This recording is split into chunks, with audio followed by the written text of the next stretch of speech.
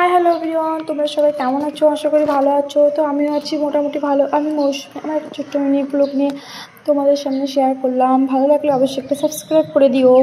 তো দেখো, আমাদের মেয়েদের জীবনের মানে কি বলবো, মেয়েদের তো সকালবেলা ঘুম থেকে উঠে প্রতিদিনকে রুটিন শুরু হয়ে যায়। বাসি কাজকর্ম করে সব কিছু কাজকর্ম কমপ্লিট করে রান্না বান্না করো, ঘর সংসার সব কিছু সামলাতে লাগে, তাই না? নাহলে আমাদের আর কই মানে ফ্রি, আমরা তো কখনোই ফ্রি হতে পারি না। যতক্ষণে সংসারে সব কাজকর্ম করতে না পারি ততক্ষণে ফ্রি হতে পারি না। তো সকাল সকাল ঘুম থেকে উঠে পরে দেখো ডিউটিতে লেগে পড়েছি, যেহেতু কাজ করতেই লাগবে। তো দেখো সকালবেলা উঠে ঘর ঝাড় দেওয়া শুরু করে দিয়েছি। ওদিকে বিছনাটা উঠে নিলাম, কারণ সকালবেলা ঘুম থেকে উঠে বাসি বিছনা পড়ে থাকলে না একদমই ভালো লাগে না। ওইদিকে আবার বাসি বাসনপত্র রয়ে গেছে। তো আমার বর চলে আসছে অফিস থেকে, তো আবার বর মাছ নিয়ে আসছে বাড়ির থেকে, মাছ নিয়ে আসে। তো আমি বললাম আমার তো অনেকটা লেট হয়ে গেছে, তুমি মাছগুলো পরিষ্কার করে দাও, কারণ নাহলে অনেকটা দেরি হয়ে যাবে, মাছগুলো যদি আমার নষ্ট হয়ে যায়। তো আমার বড় ওদিকে দেখো মাছ নিয়ে বসে পড়ছে, মানে মাছগুলো বাঁচতেছে আর কি। যাই হোক, তো আমি এদিকে ঘরটা ঝাড় দিচ্ছি। ওইদিকে আবার দুধের সময় হয়ে যায়, 12টা সাড়ে 12টার দিকে দুধ চলে আসে। তো আমার বড়কে বললাম যে বোতলটা দিয়ে আসো, একটু আমাকে হেল্প করে দাও। কী করবো আর একটু, যেহেতু লেট হয়ে গেছে তো একটু তো হেল্প করতেই লাগবে। তো আমার বড় ওদিকে বোতলকে দিলাম, বরকে ও আবার নিচে নিয়ে যাইতেছে আর কি। যাই হোক, নিয়ে গেল আমার বর, আমার কথাটা রাখলো আর কি, শুনলো। যাই হোক, আমার বরকে অসংখ্য ধন্যবাদ জানাই।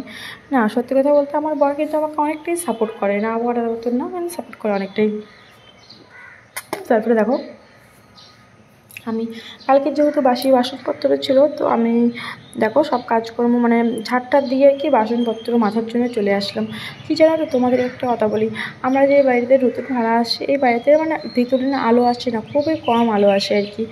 কী বলবো, আর বলার মতন কোনো রাস্তা নেই, কারণ জানলা দুই সাইড দিয়ে মানে জানলা খোলার মতন কোনো ব্যবস্থা নেই। সামনে একটা শুধু জানলা আছে, ওই জানলাটা আর কি খোলা যায়, তাছাড়া মানে সেরকম কোনো কিছু ব্যবস্থা নাই, মানে জানলা খোলার মতো ঘরের মধ্যে আলো আসবে সেরকম নেই।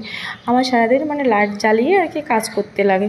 তো কী করব, থাকতে লাগবে, উপায় নাই। আর কারেন্টের বিল তো অনেকটাই বেড়ে যাবে এদিকে, কী করব, মানে যা সমস্যায় পড়েছি আমি আর বলার মতন না। তো যাই হোক, এদিকে দেখো বাসন, তোমাদের সঙ্গে কথা বলতে বলতে আমার কিন্তু বাসন মাজা হয়ে গেছে প্রায়। তো এদিকে বাসনটার সাবান শেষ হয়ে গেছে, তো আমি বললাম আমার ছেলেকে যে সাবানটা নিয়ে আসতো বাবা ঘর থেকে। তো আমার কথাটা শুনলো, সাবানটা নিয়ে আসলো, কারণ একটু পরে না হলে আবার নিয়ে আসতে লাগবে। তো এখন যেহেতু মনে পড়ছে সাবানটা শেষ, তো আমার ছেলেকে বললাম সাবানটা নিয়ে আসো, তো আমাকে নিয়ে এসে দিল। দেখো আমার কিন্তু বাসন মাজা প্রায় কমপ্লিট। ওইদিকে আবার অনেকটা বেলা হয়ে গেছে, রান্নাবান্না সব পড়ে আছে, রান্নাবান্না করব। আমার ছেলেকে এখনও সকালবেলাকে খাবার করে দেয়নি, ওকে আবার খাবার বানাই দেবো। কী করবো আর বলো, করতে তো লাগবে সব কিছু নিয়েই তো সংসার।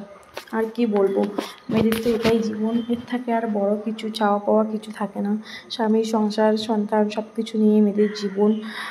আর তোমাদেরকে বন্ধুরা বলছি, আমার যদি এই ভিডিওটা একটু হলেও ভালো লাগে, সবাই একটু প্লিজ সাবস্ক্রাইব করে দিও, কারণ আমি কিন্তু একেবারেই নতুন। তোমাদের ভালোবাসা আমার খুব অত্যন্ত প্রয়োজন। তোমরা যদি ভালোবাসা দাও তাহলে কিন্তু আমি এগিয়ে যেতে পারবো, না হলে তোমরা ছাড়া আমি আর কিছুই না, সব কিছু তোমাদের উপর নির্ভর করে।